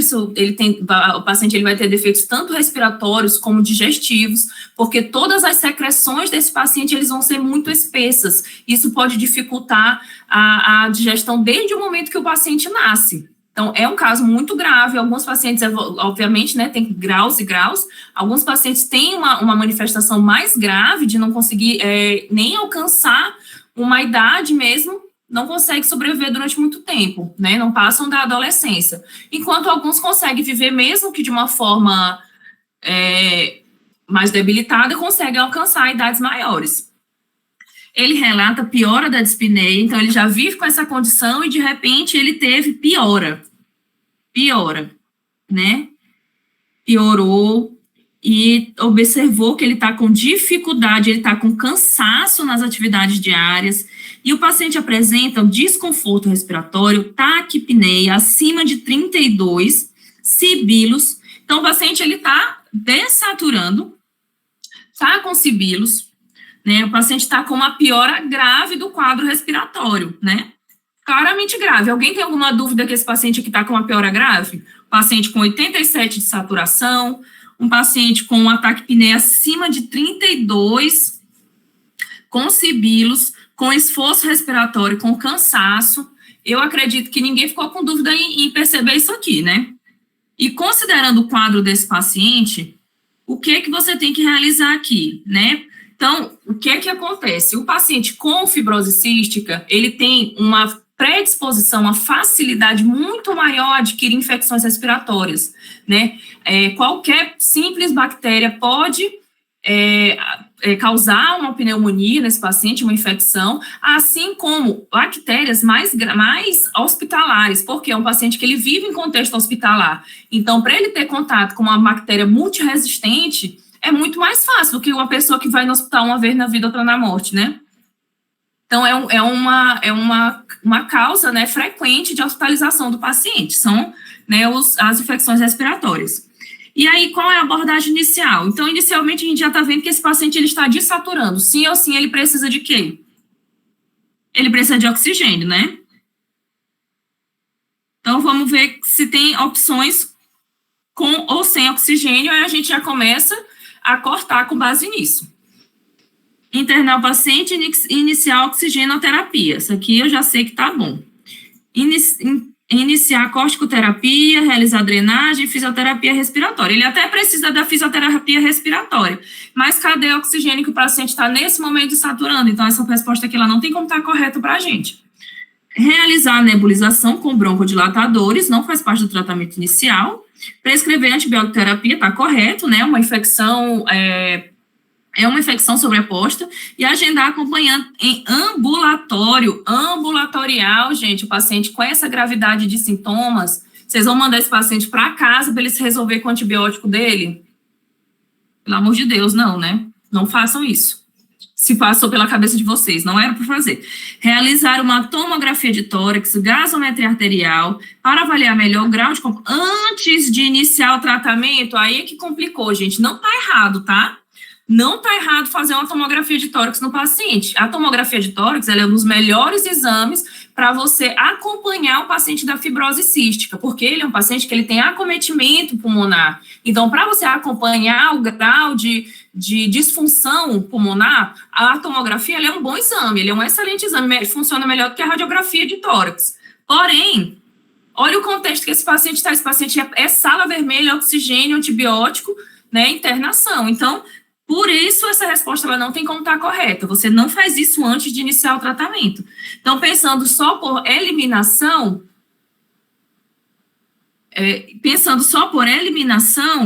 né, você já inicia com a letra A, porque oxigênio, nosso paciente precisa sim ou sim de oxigênio nesse momento, né? Antibiótico terapia, porque pressupõe-se que há sim uma infecção sobreposta, condição clínica que ele já possui, e solicita uma cultura de escarro, né? A cultura de escarro aí para a gente verificar qual é o agente, né? Para melhorar, no caso, você inicia com uma terapia de amplo espectro e você pode descalonar conforme a cultura de escarro vier, né? Vem um agente que não é tão importante manter uma antibiótico terapia tão agressiva e você pode descalonar esse tratamento, tá?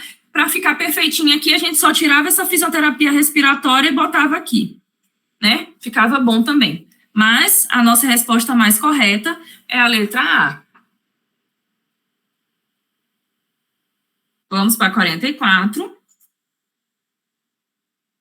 Então, letra D, tomografia, gasometria, exames séricos para avaliar o grau de comprometimento. Sim, nisso você utiliza, né? Você utiliza essas medidas, não são medidas totalmente erradas, mas não no contexto que esse paciente se encontra. É no contexto de segmento, por exemplo. Um paciente G3P1A. Puxa, o que aconteceu aqui?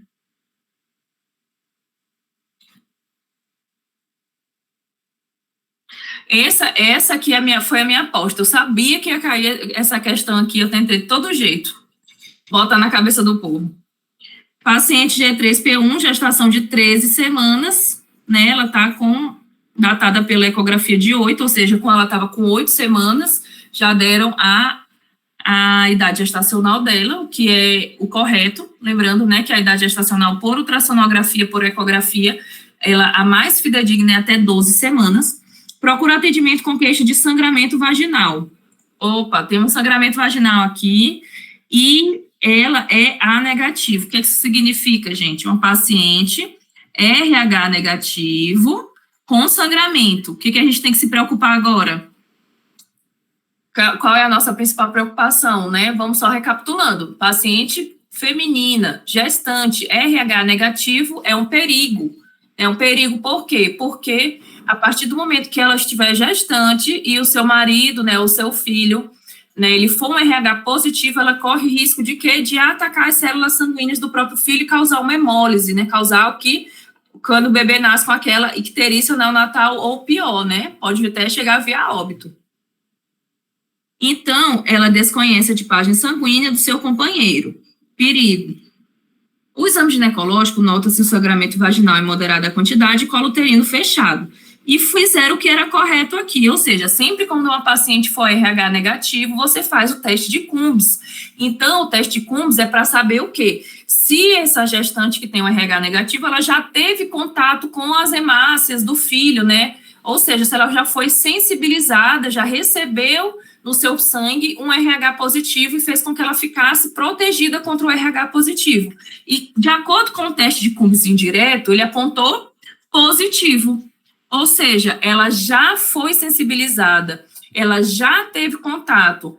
Então, a partir daqui, eu consigo evitar que essa paciente sensibilizada ataque as células sanguíneas do próprio filho. É possível depois que esse Coombs está positivo? Quem fala aí para mim? No caso, se o bebê for positivo, né? Teste positivo, deu positivo o teste. Agora, o que a gente tem que fazer? Então, mas nesse caso, o bebê não vai, as células da mãe não vão atacar o bebê, se ela já foi aloimunizada. Não, peraí. O Coombs dela indireto já deu positivo, ou seja, ela já foi aloimunizada. Ela pode sim atacar o bebê, tá? Então, nesse caso, tem de fazer a imunoglobulina. Não, gente, ó, aqui tá um erro conceitual, tá bom? RH negativo, a paciente já aloimunizou, não adianta mais fazer a imunoglobulina, tá bom? Já aloimunizou, a imunoglobulina não vai ter utilidade aqui. Nesse caso aqui, é reza, né? Encaminha a paciente para o pré-natal de alto risco e essa paciente você vai ficar em vigilância, você não, no caso, né, o pré-natal de alto risco vai ficar em vigilância com esse bebê. Apenas se o teste de Cumbres indireto for negativo, a gente realiza a imunoglobulina, tá bom, pessoal? Tá bom, obrigada. Então, nesse caso aqui, eu realizo a imunoglobulina, não mais, não dá mais para fazer, né? Passou a oportunidade. Alerta a paciente sobre a não é uma gestação inviável, né? Não por isso a gente vai dizer para ela, né, que não dá para ela prosseguir com a gestação. Porém, essa paciente tem que ir para o pré-natal de alto risco. Repete o Cumbres indireto, solicita a tipagem sanguínea. Não tem mais por que pedir a tipagem sanguínea do parceiro. A paciente já está sensibilizada. Não vai ter utilidade para a gente aqui. Isso aqui era para ter sido feito antes dessa paciente ter tido esse sangramento. Que aí poderia ter a oportunidade de fazer a vacina. Agora já não tem mais o que fazer. Encaminhar o pré-natal de alto risco e indicar monitoramento por aloimunização. Correto, o paciente já está aloimunizado, ou seja, ela já se protegeu por causa desse sangramento. Agora, quem pode sofrer as consequências é o filhinho dela, que tem um provável RH positivo. Compreenderam, pessoal? Doutora Lore, pode repetir, por favor, essa explicação? Faz favor, só para entender melhor. Obrigada. Então, a gente tem aqui mulher, sempre, lembrando que sempre é uma paciente RH negativo, tá, gente? RH positivo não faz nada, é indefesa. RH negativo, ela vai se casar com um homenzinho RH positivo. E aí ela vai ter o bebê dela RH positivo. Só que quando ela tiver contato com isso aqui, ela vai sofrer uma coisa que se chama aloimunização. Que o que isso significa? Que ela se protegeu. Como o sangue dela era negativo, ela não conhecia esse positivo. Então, a partir do momento que ela conhece esse positivo, ela se protege, porque o sangue dela não entende que isso não é uma coisa ruim. Ela entende que esse positivinho do bebê dela é uma coisa que ela tem que se proteger. Então, a partir do momento que essa mulher RH negativo tiver contato com isso aqui, ela vai atacar. Para isso, antes ela passa por um processo de aloimunização. Entendeu? Então, quando ela tem o primeiro contato com o RH positivo, ela passa pela aloimunização. Ou seja, na hora que ela fizer o teste de Cumbres, ele vai vir positivo, significa que essa mãe se protegeu contra o sangue do próprio filho. E quando ela tiver a oportunidade, provavelmente na segunda gestação dela, ela já está aloimunizada, ela vai fazer o que a gente chama de ataque, né? Eu, pelo menos, chamo. Ou seja, ela vai atacar as hemácias do próprio filho e vai causar a hemólise. Vai causar a hemólise, né, que ele vai se converter numa icterícia neonatal. E aí, como é que funciona? A gestante está aqui, ela está ainda ela está com quantas semanas aqui? Ela está com 13 semanas, fizeram o teste de Cumbres, já sabe que ela é RH negativo, toda paciente que é RH negativo, né, você faz o teste de Cumbres para saber se já tem possibilidade dela atacar ou não o bebê, né? O teste de Cumbres vindo positivo, você não tem mais o que fazer, ela já está sensibilizada, não adianta mais fazer vacina. Esse bebê tem que ir para o pré-natal de alto risco. Se esse teste de Cumbres for negativo, significa que a gente ainda pode agir. Ou seja, essa mulher ainda não aloimunizou, ela ainda não se defendeu contra, né, não produziu proteção contra o RH do próprio filho. Então, aqui a gente ainda pode fazer alguma coisa. Aí a gente entra com vacina, com a imunoglobulina anti-D. E se o bebê nascer com icterícia Cama-E4? Gente, icterícias patológicas, o bebê sempre vai iniciar uma fototerapia. Não importa a causa. Icterícia patológica, ele sempre vai fazer fototerapia. A única possibilidade do bebê não fazer fototerapia com icterícia se for uma icterícia fisiológica, tá? E lembrando que a icterícia fisiológica, ela tem né, os critérios dela, ou seja, mais de 24 horas, após 24 horas de nascimento, não pode passar de 7 dias, mas toda icterícia patológica, ou seja, num contexto de incompatibilidade RH, incompatibilidade ABO, o paciente sempre vai para foto. E existe também os critérios para ele fazer a exsanguínea transfusão.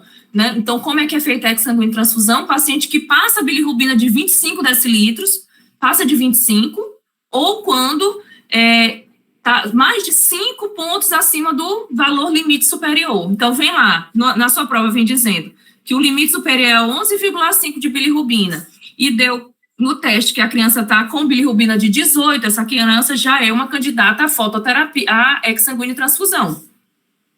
Já é uma candidata a exsanguíneo transfusão. E aí, o que vai ser feito? Fototerapia. O que? Você prepara a exsanguíneo transfusão e deixa, enquanto isso, a criança para fototerapia. Entenderam que em nenhum contexto a icterícia patológica foge da fototerapia? Sempre vai haver uma fototerapia para ela. Enquanto prepara a exsanguíneo transfusão, lembrando que é um procedimento extremamente invasivo, tá, pessoal? É uma máquina, retira o sangue do bebê e coloca outro sangue compatível, né? Isso aqui é outro tema para gente, né? Para a gente entrar depois. Eu tenho, inclusive, uma explicação disso, pessoal. Dá uma olhada lá no YouTube, que tem uma explicação mais, né, feita com mais calma. E enquanto é preparado esse procedimento, que é um procedimento invasivo, retira o sangue, uma máquina, coloca o sangue compatível, enquanto isso a criança fica na fototerapia de alta frequência, né, com proteção auricular. E após isso, até 2 a 3 horas, ele reavalia. Se houver queda dos títulos, né, se houver queda da bilirrubina, ele não precisa ir para foto, não precisa ir para exsanguínea, ele continua na foto. Se não houver queda ou aumento, ele vai sim ou sim fazer a exsanguínea transfusão. Entendeu? Obrigada.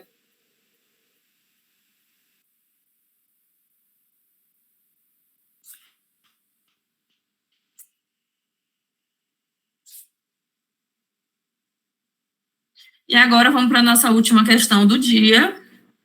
Questãozinha boa demais, né? Veio 24.1, não veio na minha, me preparei, mas veio aqui. Então, a gente tem aqui esse tema que muita gente tem medo, gente, mas não tem dificuldade, não tem dificuldade. Existem os estudos, né? Você realiza estudos, testes para você poder verificar algum dado, confirmar se algum tratamento faz bem, confirmar a eficácia de determinada vacina, tudo isso é feito através de estudos. Esses estudos, eles têm tipos, né? Os estudos, eles podem ser observacionais,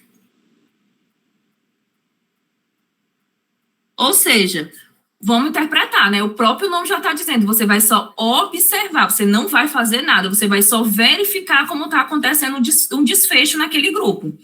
E existem os experimentais. Aqui, quem vai fazer alguma coisa é a gente não vai só observar. Então, se eu quiser, não dá não, Vanicleide, hoje. Semana que vem eu corrijo mais 15, tá bom? Aí existem os estudos experimentais. Pode sim, Jairo. Pode sim, tá bom? Aí existem os experimentais e os observacionais. Então, quando eu estou falando de um estudo observacional, eu não vou fazer nada. Eu vou ficar observando, né? Eu vou ficar só vendo como é que está se desenvolvendo aquela situação. Quando eu estou falando de um estudo experimental, eu vou pegar determinado grupo de pessoas e eu vou aplicar a eles alguma coisa para que eu possa ver qual é o desfecho neles. Então, aqui, eu já tenho uma primeira indicação de que nos observacionais não intervenho, e nos experimentais, há intervenção sim. Há intervenção. Então, nos observacionais, eu tenho 2 principais grupos, 2 principais tipos de estudos, que são os transversais e os longitudinais. E qual a importância de eu saber disso? Porque um estudo transversal, eu não acompanho aquela pessoa, eu não acompanho aquele grupo de pessoas. Eu vou simplesmente escolher 10 pessoas ali, ligar para a casa de 10 pessoas e saber se elas estão ou não doentes nesse momento. Mas eu não vou perguntar se elas se curaram, eu não vou ficar ligando para elas perguntando se elas estão bem, o que aconteceu. Eu vou ali, por exemplo, eu quero saber quantas pessoas nesse momento têm tuberculose.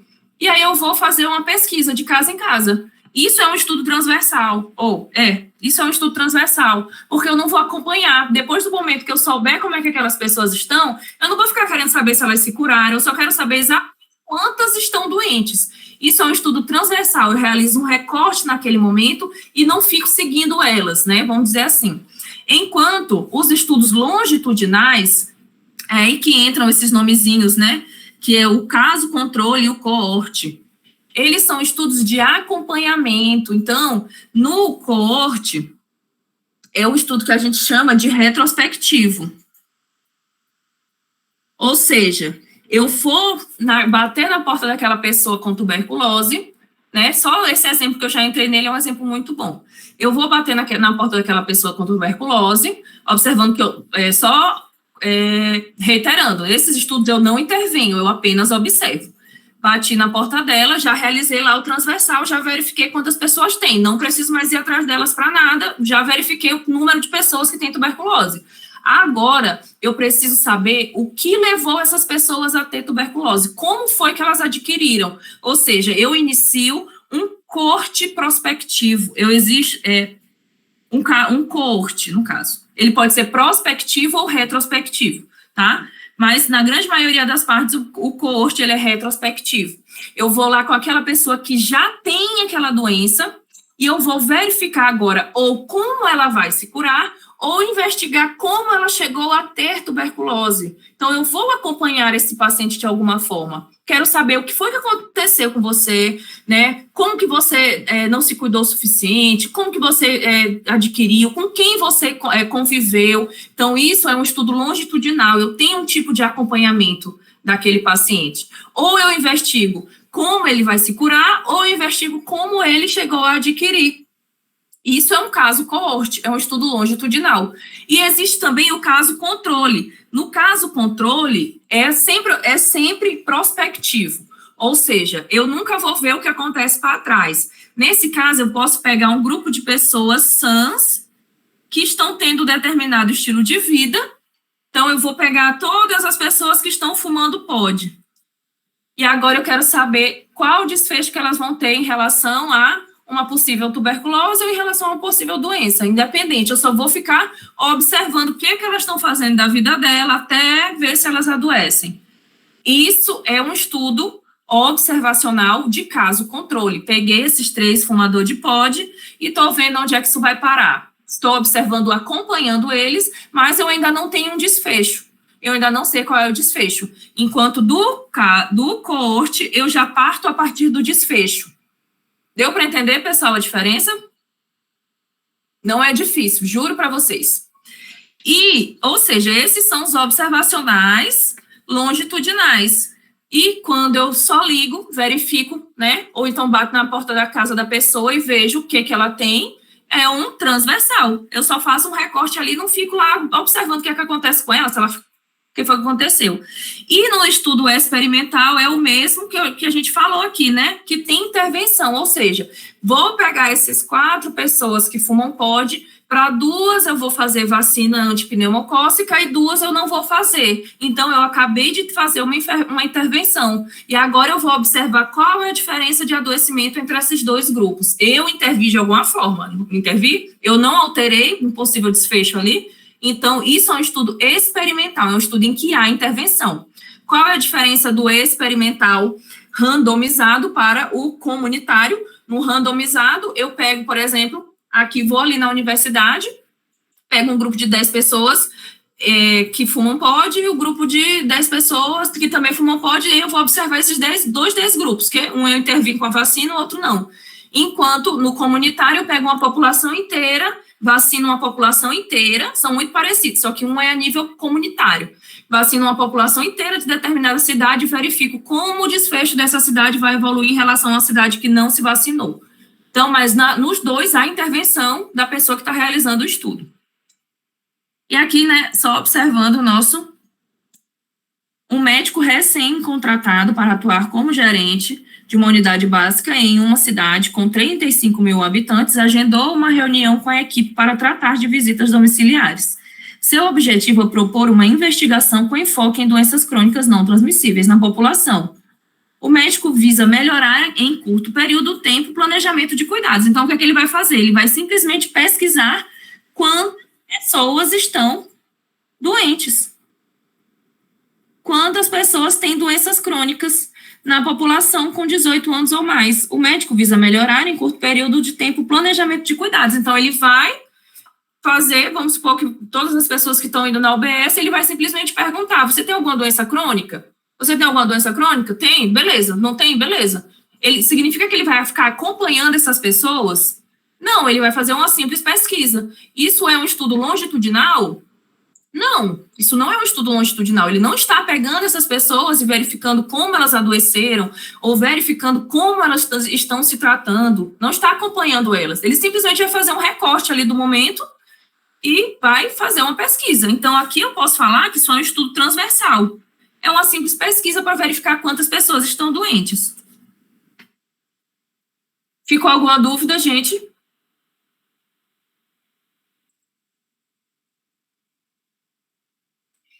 Podem falar. Está aberta Poxa, eu vou falar sobre... Doutora Fabi, você pode explicar isso só mais uma vez? Não, vai ter que assistir. Brincadeira. Sei que levou muito tempo, mas é tão interessante, gostei. Vai estar lá no YouTube, aí tu fica voltando. Ai. Deixa eu escrever aqui novamente. Ah, vou ver lá no YouTube. Ai. Aqui, ó. Vou desenhar aqui de novo.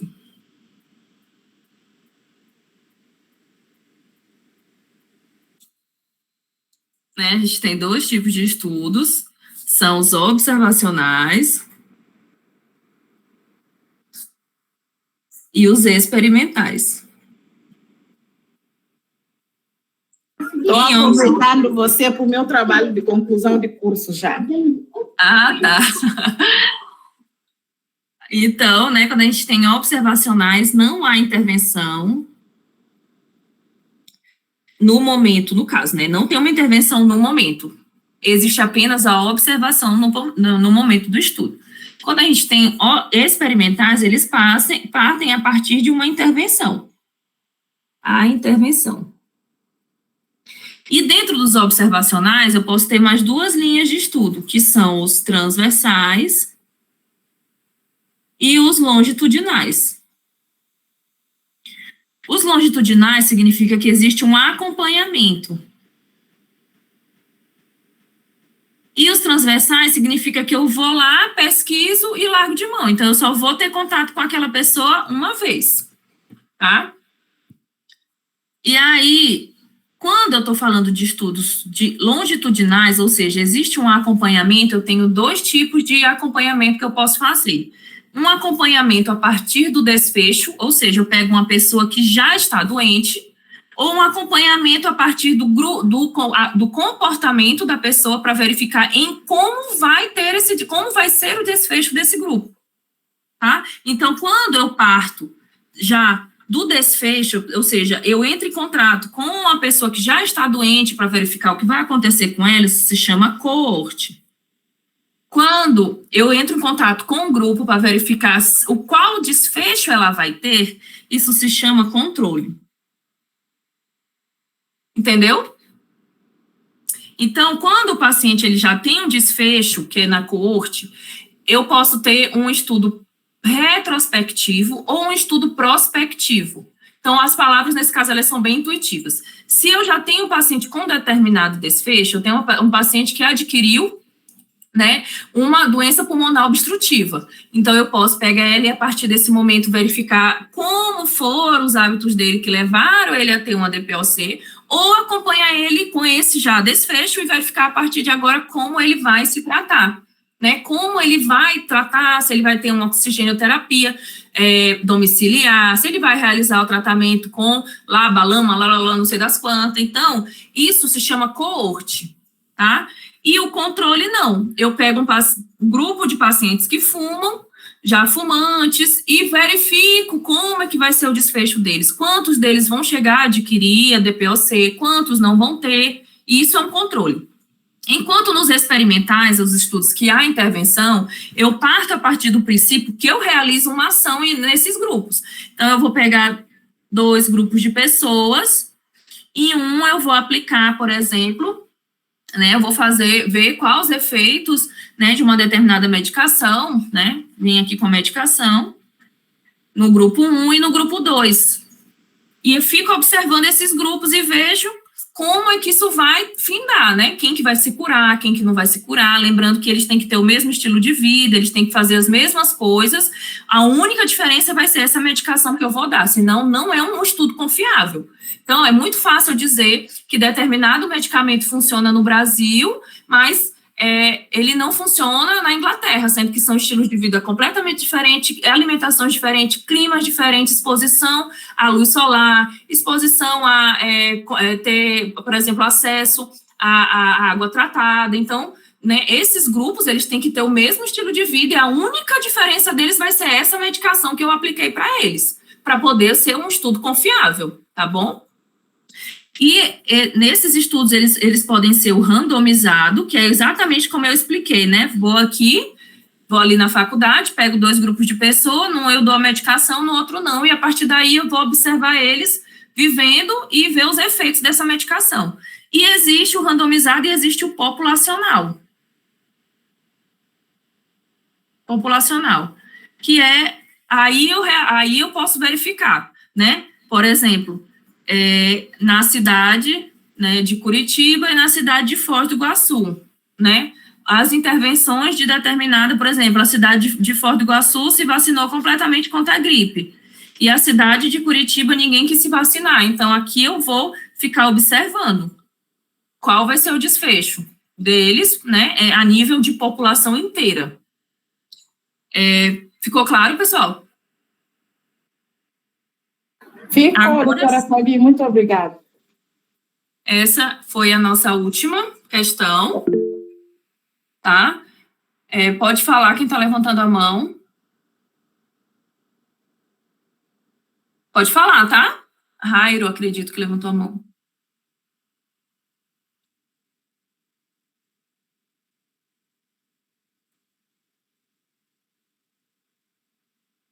Peraí, saiu. Então, pessoal, eu estou pensando em fazer a próxima aula da mentoria, para quem é da mentoria, vai ser na quarta-feira. Eu estou achando que vai ser na quarta-feira, porque pediram o feriado também de Tiradentes, né? Que o pessoal, mas, dependendo, pode ser na segunda, só que a aula gratuita aqui no YouTube para todo mundo, na live para todo mundo, eu acredito que somente na quinta-feira vai dar para fazer. Tá? Vou me despedindo aqui de vocês, bom resto de feriado, tá? Descansem também, estudem, mas aproveitem. Pode falar, pessoal. Obrigado, Fabi. Boa noite. Obrigada, vai descansar também você. Boa noite para vocês. Ótima aula. Bom feriado. Muito obrigada, doutora Fabi. Tchau, tchau. Obrigada, Fabi.